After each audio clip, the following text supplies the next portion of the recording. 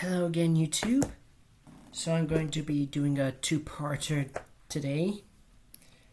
And as I got two new box sets, so let's start. Finally, I've gotten the one box set covering for 1971 from Esoteric Breakthrough.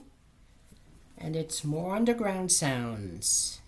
So, for 1971, we've got the Edgar Broughton Band, Family, Procol Harum, Barclay James Harvest, Sandy Denny, Jethro Tull, Audience, Hawkwind, Emerson Lake and Palmer, Yes, Lindisfarne, Pretty Things, Beggar's Opera,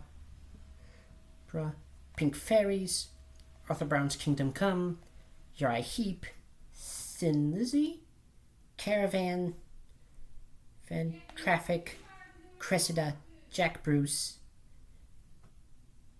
here as well, Atomic Rooster, Stirpato, Gentle Giant, Peter Hamill, let's see, Stray, Status Quo,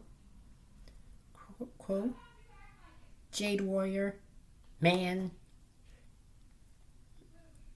Vandergraaf Generator, there's here two,